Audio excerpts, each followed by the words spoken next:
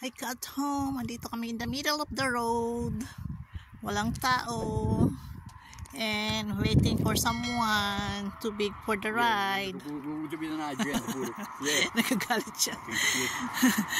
Waiting for the ride kasi yung aming sasakyan stop. Ang aming youth. Yan. So, the battery is gone. Kaya, andito kami sa middle of the road. Yes. So, diba?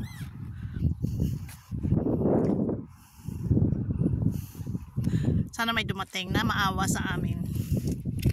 Sana Lord, magpasakay, uwi kami, and then we get another battery to put the battery on this channel.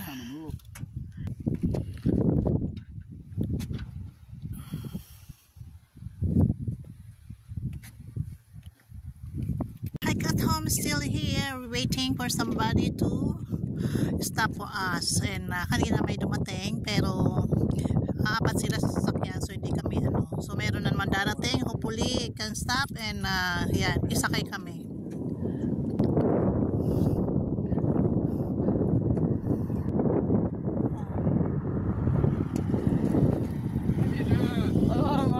Hello. We've got a bit of trouble with the youth. Can you give us a lift until Gilgary? Yeah. Thank you so much. It's okay here? Yep. Thank you very much for stopping anyway. Thank you so much. Are you from Gilgary? Yeah. So are we. We're home na mga ka-at-home. We're home na mga ka-at-home. And then may nag-leave sa amin papunta dito. And meron pa rin talagang mabubuting tao dito sa Australia. Yun mga ka-at-home, may huminto sa aming sasakyan and napakabuti nila, mag-asawa sila. So dito hindi sila nag-aalangan na tumulong talaga. And then yun nga, nakating kami dito and babalik na kami para kunin ang youth kasi nga nag-flat yung aming battery. So kailangan namin kumuha siya ng bagong battery para ilagay dun sa battery niya.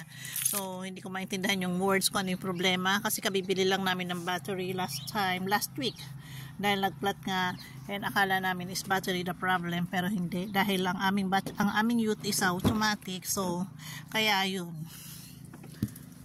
So I'm waiting for him. Yan, 2 batteries na ang dala niya. 2 batteries, just in case, yeah? Just in case? Yep. Okay. Okay, bring the 2 batteries just in case we cannot, okay. We're here na at home. And safe kami nakarating uli. Andito pa rin naman yung youth namin. Yan. Nice niya. Yan. Ito yung 2 battery.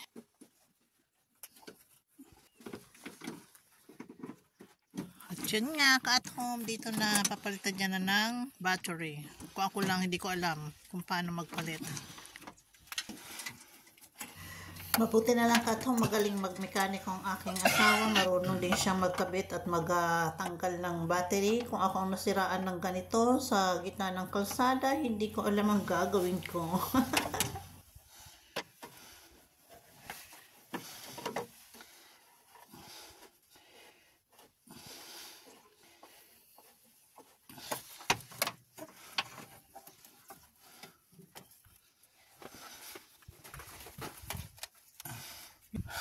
That's the old battery replaced last week.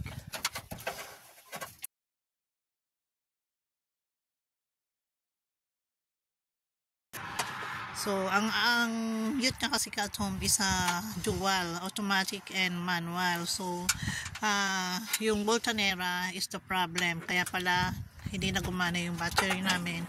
And yun ang may problema. So, dadalhin namin siya sa mechanic. And then, after, titignan kung gagana pa or kailangan palitan yung Voltanera. So, yun. So, naging perwisyo sa amin. Supposed to be, this is my Mother's Day! Ito yung Mother's Day namin. Supposed to be we're enjoying na. Anyway, I had lunch, I have dinner last night. So, nag-dinner naman kami kasi advance na. Yun. Naghihintay. Hintay ko matapos siya mga kat-home and then babalik na kami sa aming bahay together. Thanks for watching.